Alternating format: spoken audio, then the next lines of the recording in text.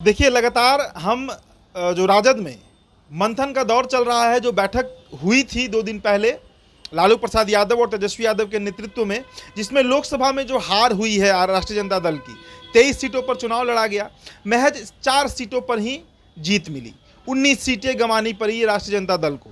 धुआंधार rally किया गया, तेजस्वी प्रसाद यादव की तरफ से 200 से अधिक सभाएं की गई बिहार के तमाम लोकसभा में। इसके बावजूद पार्टी उस तरीके से प्रदर्शन नहीं कर पाई जिसकी उम्मीद लालू और तेजस्वी लगाकर बैठे थे। अब इसके पीछे कई तरह के कारण समझ में आ रहे हैं। कल ही हमने आपको वीडियो बताया जिसमें 5 प्रमुख कारण जो तेजस्वी ने गिनवाया कि पार्टी में कोऑर्डिनेशन की कमी रही, गलत लोगों को टिकट दिया गया, बाहरी को लाकर लड़ा दिया गया, गलत लोकसभा से आरजेडी के अंदर जो भीतरघात का खतरा है। तो ऐसे कई मुद्दों पर लगातार चर्चा राष्ट्रीय जनता दल में चल रही है। अब देखिए, इससे इतर जो बिहार में आगामी विधानसभा चुनाव होने जा रहा है, उसके लिए लालू प्रसाद यादव जो है वो कमर कस चुके हैं। तैयारी युद्ध स्तर पर हो रही है, मतलब कहीं से भी कोई चूक ना हो, कहीं से कोई गलती ना हो, इस बात को ध्यान में रखते हुए राष्ट्रीय जनता दल के जो राष्ट्रीय अध्यक्ष हैं लालू प्रसाद यादव, वो पूरी मशक्कत कर रहे हैं।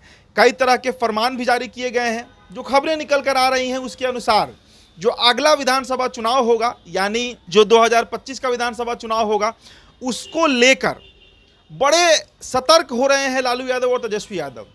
पार्टी के तमाम विधायक जो उस मीटिंग में मौजूद थे, उनको सख्त हिदायत दिया गया है कि आपको अगर टिकट लेना है अगली बार आरजेडी से, तो अपने काम का ब्यौरा लेकर आइएगा कि आपने अपने विधानसभा क्षेत्र में कितना काम किया, आपकी पब्लिक के साथ क्या कनेक्टिविटी है, मतलब कितने जन सरोकार मुद्दे को आपने उठाया है, जनता के साथ आपका क्या कनेक्शन है। इन तमाम मसलों को देखने के बाद ही पार्टी जो है वो आपको टिकट देने पर विचार करेगी। मतलब लालू ने ये साफ कर दिया है कि अगला जो विधानसभा चुनाव होगा उसमें बिहार के कम से कम 3 दर्जन से अधिक विधायकों का टिकट कटने जा रहा है उनके परफॉर्मेंस के आधार पर। देखिए, आरजेडी में एक ट्रेंड देखा गया है कि लगातार टिकट जो है वो रिपीट किया जाता है, चाहे नेता काम करे या ना करे, चाहे वो विधायक हो या सांसद। ऐसी स्थिति में अब लालू यादव इसको लेकर काफ़ी सख्त होते हुए दिख रहे हैं। इसके अलावा एक और बड़ी खबर जो निकलकर सामने आई कि 15 अगस्त से बिहार में तेजस्वी यादव जो हैं वो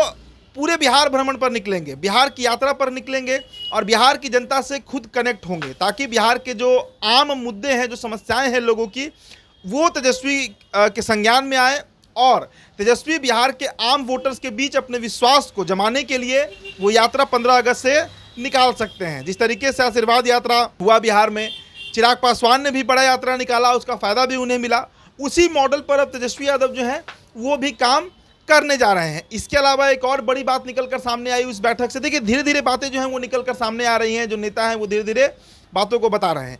हो सकता है कि जो अगला विधानसभा चुनाव हो उसमें तेजस्वी यादव जो है वो मिथिलांचल या सीमांचल की किसी सीट से चुनाव लड़ सकते हैं। देखिए, लालू परिवार का आज तक का जो रिकॉर्ड रहा है विधानसभा चुनाव में, खास करके कोई भी व्यक्ति जो है वो मिथिला जो हार्टलैंड है मिथिला का, दरभंगा, सीतामढ़ी या सीमांचल का जो कोसी बेल्ट है, पूर्णिया, किशनगंज, कटिहार, अररिया, सुपौल, इस इलाके से कोई विधानसभा नहीं लड़ा है। हालांकि तेज प्रताप यादव हसनपुर से विधायक हैं, हसनपुर समस्तीपुर का इलाका है, तो वो भी मिथिलांचल ही गिना जाएगा। लेकिन तेजस्वी यादव आखिर क्यों मिथिलांचल और सीमांचल पर फोकस कर रहे हैं, इसका कारण समझना होगा। देखिए, आप सीतामढ़ी से लेकर मधुबनी, दरभंगा, पूर्णिया, सुपौल, अररिया, कटिहार, जैसा कटिहार छोड़ दीजिए, वहाँ से तारिक अनवर जीत गए, ये तमाम जो बेल्ट है यहाँ पर राजद बड़ी ख़राब स्थिति में है। कटिहार भी जीती तो कांग्रेस जीती है, राजद नहीं जीती है।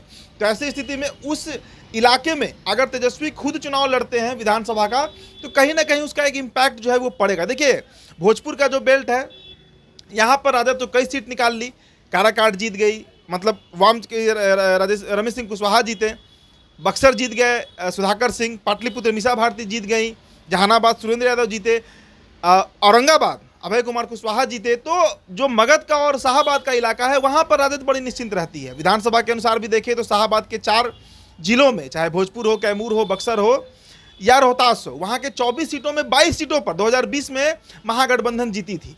तो ऐसे स्थिति में अब मिथिलांचल को टारगेट करना है, मिथिलांचल को पकड़ना है, क्योंकि मिथिलांचल का कोई भी इलाका हो वहाँ से राजद का सुपड़ा साफ हो चुका है। मिथिलांचल और सीमांचल जो है वो भाजपा का गढ़ बन चुका है। आज के संदर्भ में अगर देखा जाए तो हालांकि पूर्णिया पप्पू यादव जीते हैं लोकसभा में और कटिहार तारिक अनवर जीते हैं, बावजूद इसके विधानसभा में अगर AIMIM उतरती है तो उसका परफॉर्मेंस ऐसा होता है कि राजद को बड़ा नुकसान जो है वो उठाना पड़ता है।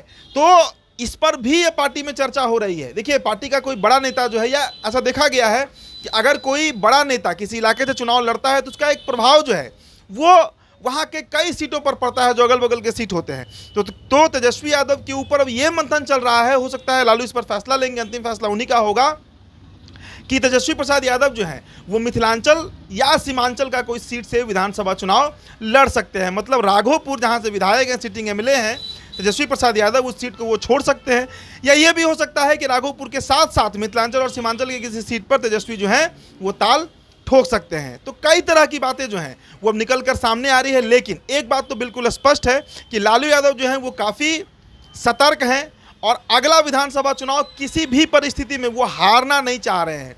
यह अंतिम दाव होगा जब तेजस्वी प्रसाद यादव को CM बनाने के लिए लालू प्रसाद यादव जो हैं वो अपना चौसर बिछाएंगे, खेलेंगे। विधानसभा चुनाव में जो रणनीति होती है लालू की, और टिकट बंटवारे को लेकर भी कई तरह की मंथन चली है कि टिकट इस बार बहुत सोच समझकर वैसे लोगों को देना है जो क्षेत्र में काम कर रहे हो, जिनका छवि अच्छा हो, जिन पर जनता भरोसा करती हो। और इसके साथ ही साथ वैसे तमाम लोग जो भीतरघात करते रहे हैं उनको पार्टी से बाहर का रास्ता दिखाने का भी एक एजेंडा जो है वो लालू ने तय कर दिया है। तो देखिए क्या होता है, लेकिन एक बात बिल्कुल स्पष्ट है कि लालू प्रसाद यादव हो या तेजस्वी यादव आगामी विधानसभा चुनाव को लेकर काफ़ी एक्टिव हो गए हैं। फिलहाल इस खबर में इतना ही। बहुत बहुत शुक्रिया।